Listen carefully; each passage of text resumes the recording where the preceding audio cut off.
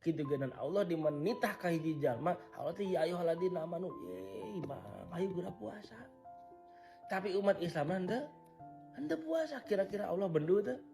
Bendu, tapi bendu nah Allah masih kena diberi rezeki, masih kena diberi umur, masih kena diberi dahar, masih diberi nginum cik mikir. Ngudag naon urang teh saleh di alam dunia sapoe 24 jam gawe peuting, balik peuting. Sampai wani ngong adzan diengkekeun fawaidul limusholin. Dilalaikeun salat teh ku urang teh Gusti neangan naon. Ya. Neangan naon sih? Alma sok bingung. Neangan naon urang teh di alam dunia teh sampai ke orang teh wani ninggalkeun salat. Lamun teh cek Gusti Allah syarat beunghar teh kudu gawe 24 jam, maka tukang kopi anu di pinggir jalan anu muka 24 jam kudu leuwih beunghar.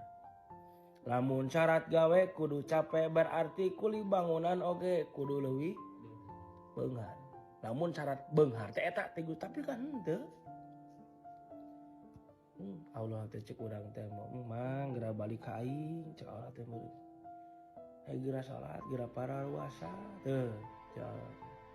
Maka urang teh kudu diajar kumaha we cara supaya diri urang teh diraksa ku Gusti Allah teh, diingetan ku Gusti Allah teh.